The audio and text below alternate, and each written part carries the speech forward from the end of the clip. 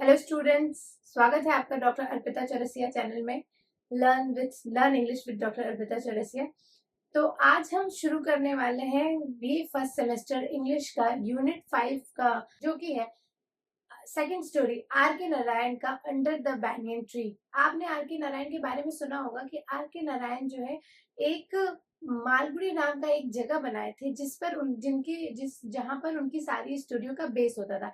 उनकी सारी स्टोरियां उस मालगुड़ी नामक शहर में के अंदर ही पिक्चराइज होती थी। जैसे कि मालगुड़ी, और उस समय मालगुड़ी इतना ज्यादा फेमस हुआ था तो कि आज लोग उससे इंडियन मैप में भी ढूंढने लगे थे कि मालगुड़ी सच में कोई जगह है, लेकिन ऐसी कोई जगह नहीं है। आर के नारायण ने इसे बनाया था।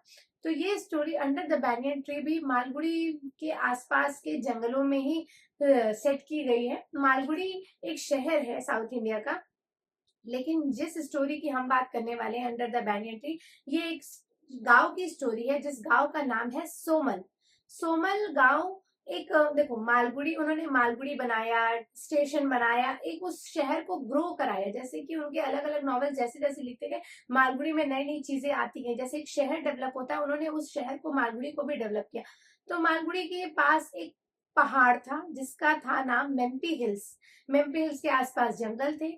उसी जंगल में आप जब मेम्पी हिल्स की तरफ जाओगे तो जैसा लिखा गया है, मेम्पी हिल्स की तरफ जाओगे तो मेम्पी हिल्स के बीच में जंगल में एक छोटा सा गांव छुपा हुआ है जिसका नाम है सोमल। ये उसी गांव की कहानी है। सोमल में कुछ 300 लोग से भी कम रहते थे, बहुत ही कम पॉपुलेशन थी, और पढ़ाई लिखाई कुछ नहीं। हम प्री इंडिपेंडेंस की बात कर रहे हैं तो उस समय बिजली बिजली का भी कुछ नहीं था। गांव बहुत ही पिछड़ा हुआ था, इतनी गंदगी थी कि कोई, अगर राइटर ने लिखा है कि अगर कोई सोशल रिफॉर्मर वहां पहुंच जाए तो वो बिल्कुल बेहोश हो जाएगा। एक गांव में एक ही पॉन्ड था, उसी में लोग अपनी भैंसे भी नहलाते थे, खुद भी पानी पीते थे, बर्तन भी धोते थे, खुद भी नहाते थे। तो इतनी गंदगी थी वहां पे, हमेशा टीबी, कॉलरा, टाइफाइड वगैरह फैला ही रहता था क्योंकि वहां इतनी गंदगी थी, सफाई बिल्कुल नहीं थी। घर के पीछे भी लोग मिट्टी के, घर के पीछे भी उनके पानी जमा हुआ है, वहां ढेर सारे मच्छर है, वहां गंदगी है, कोई इंटरटेनमेंट का कोई साधन नहीं है, और इतनी गंदगी की पूछिए मत, इतनी गरीबी की पूछिए मत। अगर किसी को शहर जाना है तो वो गांव से निकले, 10 किलोमीटर चले, तब वो जाके उस रोड पे आएगा, और वहां से बस पकड़ना होगा, तब वो बस से गांव जाएगा, शहर जाएगा। तो इतना तो किसी के पास था नहीं, तो वो बेचारों का बिल्कुल भी शहर से कोई लेना देना नहीं, कोई कनेक्टिविटी नहीं। वो सिर्फ उस गांव में बसे थे और जी रहे थे।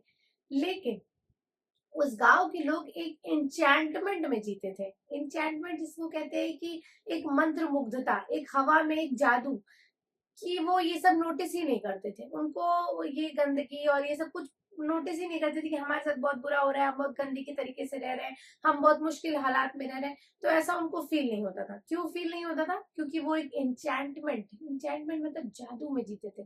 जादू कैसा? किसका जादू? नाम्बी का जादू। नाम्बी, नाम्बी एक बहुत बुढ़ा सा आदमी था, बहुत ही बुढ़ा। उसको उसकी उम्र याद नहीं। उससे पूछा जाता है कि आपकी उम्र क्या है, तो वो कहता था एक बाढ़ आई थी तब मैं पैदा हुआ था, एक सूखा पड़ा था शायद तब मैं पैदा हुआ था, एक ब्रिज बना था तब मैं पैदा हुआ था।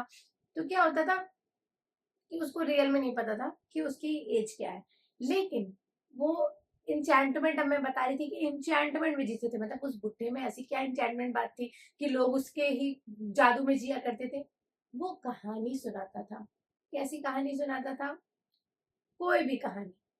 वो उस गांव का नहीं था, वो उस गांव में आके बस गया था, तो ऑफ कोर्स वो दुनिया घूम के आया होगा, उसने दुनिया को ऑब्जर्व किया होगा। अब उसकी उम्र इतनी थी तो उसके पास एक्सपीरियंस ज्यादा होंगे। वो पूरी दुनिया घूम के आया और यहाँ आकर एक सोमल गांव में बस गया। तो उस बुढ़े की उम्र तो किसी को नहीं पता, लेकिन एक्सपीरियंस उसके पास था, उसको कहानियां पता थी, दुनिया देखा था उसने।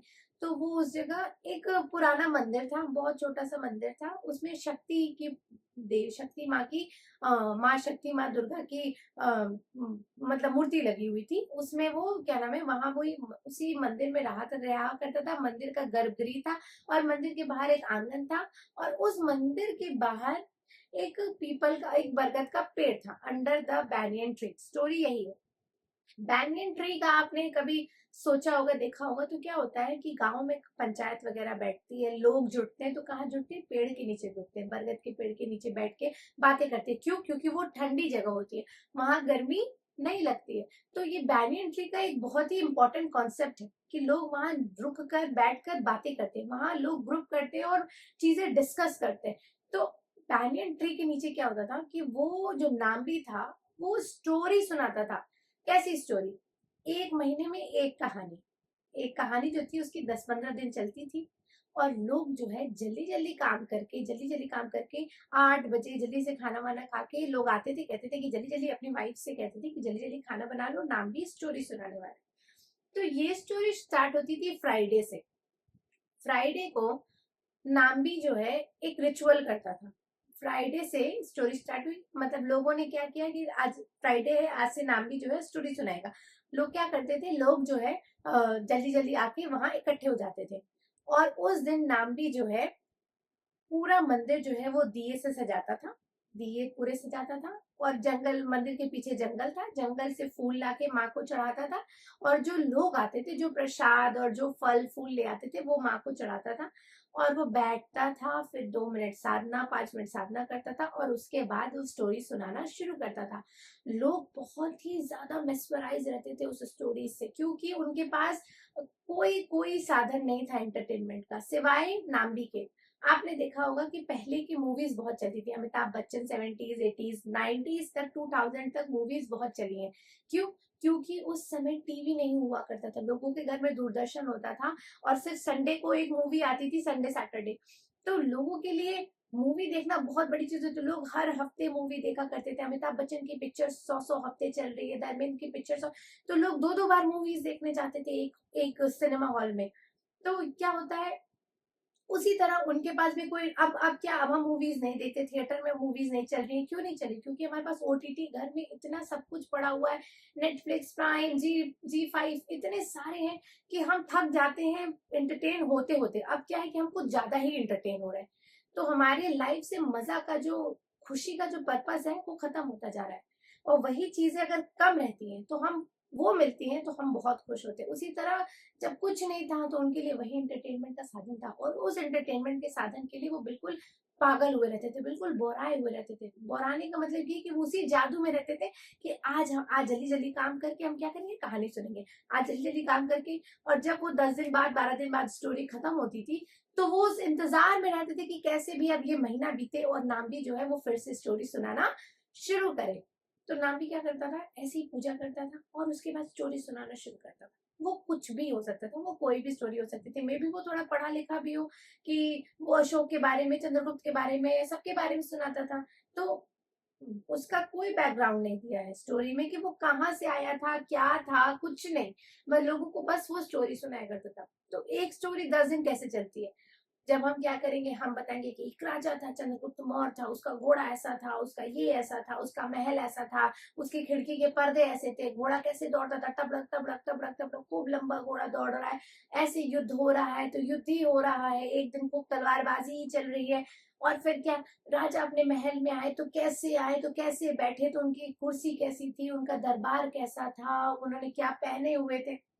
मैंने बताया डिस्क्राइब करना, नॉवेल में भी डिस्क्रिप्शन होता है, आप पढ़ते हो तो आपके दिमाग में वो छपता है। उसी तरह जब नाम्बी जब ये स्टोरी बताता था, लोग बिल्कुल मेस्मराइज हो जाते थे, लोग बिल्कुल पागल होके स्टोरी सुना करते थे और इतने खुश होते थे। और जब स्टोरी सुन लेते थे तो फिर रात में वापस चले जाते थे। और इस तरीके से 10 दिन 12 दिन स्टोरी नाम्बी की चलती थी। उसके बाद नाम्बी जो है वो बिल्कुल शांत हो जाता था, साधना किया करता था, लेकिन किसी से बात नहीं करता था। नाम्बी अगर दोपहर में बरगद की स्टोरी खत्म हो गई और ये शांत दिन है, मतलब इसमें कोई स्टोरी नहीं चलती, तो नाम्बी क्या करता था, नाम्बी अगर बैठा रहता था बरगद के पेड़ के नीचे, तो कोई अगर उससे बात करने आता था तो वो उतना बात करना प्रेफर नहीं करता था। वो कहता था कि मैं किसी से बात नहीं करूंगा, क्योंकि मैं जो स्टोरी सुनाऊंगा इस पे वो इफेक्ट पड़ेगा अगर मैं बातें करूंगा। तो मैं सिर्फ अपनी स्टोरी में सोचते रहना चाहता हूँ, मैं अपनी स्टोरी के बारे में सोचते रहना चाहता हूँ कि मैं क्या सुनाने वाला हूँ।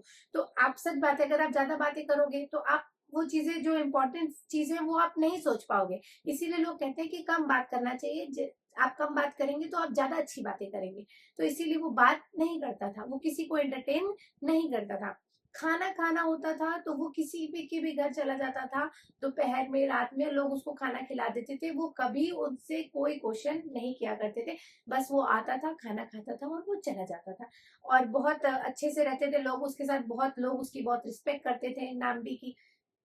एक दिन अचानक से क्या होता है कि नाम्बी जो है, फिर से ऐसा दिन आता है, मीन्स नाम्बी नाम्बी क्या होता है, मैं फिर से ऐसा दिन आता है कि आज स्टोरी सुनानी है नाम्बी को। नाम्बी क्या करता था, जिस दिन उसको स्टोरी स्टार्ट करनी रहती थी, वो एक दीपक जला के दोपहर में उसी बरगद के पेड़ में एक छेद था, उसमें वो दिया, एक दिया जला के रख देता था, और उस दिए से लोग बिल्कुल, लोग वो इंडिकेशन था कि आज से नाम्बी जो है स्टोरी सुनाना शुरू करेंगे। और लोग बिल्कुल खुशी के मारे पागल हो जाते थे कि अरे आज से फिर नाम्बी जो है स्टोरी सुनाना शुरू करेगा, महीना खत्म हो गया और आज से नाम्बी जो है फिर स्टोरी सुनाना शुरू करेगा। एक दिन क्या होता है, फिर वही प्रोसेस होता है, नाम्बी जो है एक दिन दिया जला के रखते हैं कि आज से मैं, फ्राइडे है और आज मैं स्टोरी सुनाना शुरू करूंगा।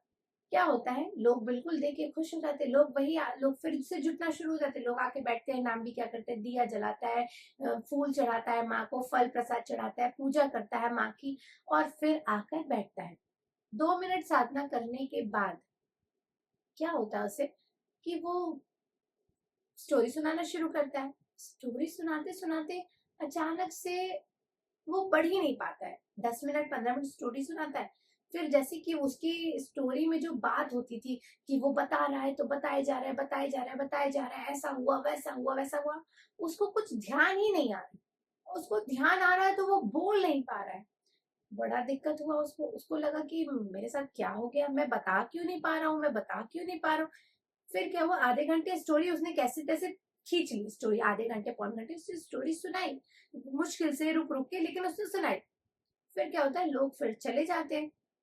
उसको आज बहुत अजीब सी घबराहट हुई। क्यों? क्योंकि आज उसके साथ ऐसा पहली बार हुआ कि वो स्टोरी नहीं सुना पाया, उसको परेशानी हुई स्टोरी सुनाने में। तो क्या कहता है कि अब मैं दिन भर साधना करूंगा। वो क्या करता है कि वो रात भर साधना करता है, दिन भर मेडिटेशन करता है कि कल अगर मैं मेडिटेशन करूंगा, कल लोग आएंगे तो मैं कहानी फिर से सुना लूंगा। फिर वो आता है, फिर उसी तरह शाम होती है, फिर वो स्टोरी सुनाना शुरू करता है। स्टोरी सुनाते सुनाते फिर क्या होता है कि फिर आज कल से भी बुरी स्थिति हो जाती है।